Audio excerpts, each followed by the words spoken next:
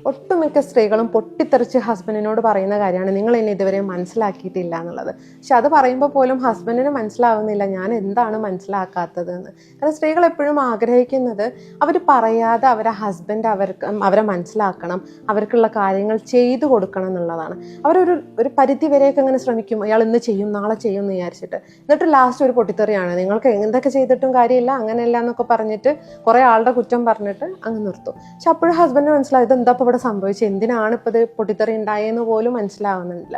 നേരെ മറിച്ച് നിങ്ങൾ ആഗ്രഹിക്കുന്നുണ്ടെങ്കിൽ അത് ഹസ്ബൻഡിൻ്റെ അടുത്തൊന്ന് കൺവേ ചെയ്യുക. അതായത് എനിക്ക് ഇങ്ങനെ ഒരു ആഗ്രഹമുണ്ട്, ഞാൻ ഇങ്ങനെ നിൽക്കുന്ന സമയത്ത് നിങ്ങൾ ഈ രീതിയിലൊന്ന് ചെയ്തു തന്നാൽ എനിക്ക് ഗുണമാണ്. അല്ലെങ്കിൽ അവർ പീരിയഡ്സ് ആയിട്ട് നിൽക്കുന്ന സമയത്ത് ഞാൻ പീരിയഡ്സ് ആണെന്ന് അറിഞ്ഞിട്ട് പോലും അയാൾ എന്നെ ചെയ്തു തന്നില്ല എന്ന് പറയും. അപ്പോൾ നമ്മൾ ആവശ്യപ്പെടുക, അതായത് എനിക്ക് പീരിയഡ്സ് ആണ്, അപ്പോൾ നിങ്ങൾ ഇങ്ങനെ ഒന്ന് ചെയ്തു തരുമോ എന്നുള്ളത് നല്ല രീതിയിൽ നമ്മൾ ചോദിക്കുക. അപ്പോൾ ആൾ ചെയ്തു തരുന്നുണ്ടാവും. മറ്റേത് ആൾക്ക് മനസ്സിലാവുന്നുണ്ടാവില്ല നിങ്ങൾ എന്താണ് ഉദ്ദേശിക്കുന്നത്, അല്ലെങ്കിൽ നിങ്ങളെ മനസ്സിൽ എന്താണെന്നുള്ളത്.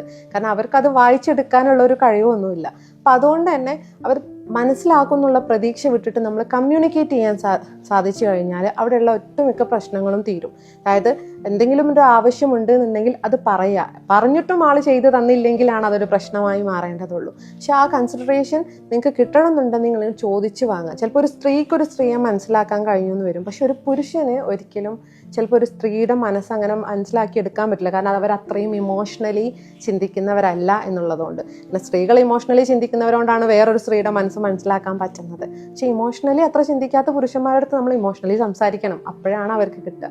ഇത് നമ്മൾ ഭയങ്കര ഇമോഷണൽ ഹൈപ്പിലെത്തി നമ്മൾ അത്ര എൻഡിലെത്തിയിട്ടായിരിക്കും ഇവരുടെ അടുത്ത് ഷൗട്ട് ചെയ്യുന്നുണ്ടാവുക. ആ സമയത്ത് നമുക്ക് ഈ കാര്യം ക്ലിയർ ആയിട്ട് കൺവേ ചെയ്യുന്നുണ്ടാവില്ല. നമ്മൾ കുറേ ഷാർപ്പ് വേർഡ്സ് ഉപയോഗിച്ചിട്ട് പറയും.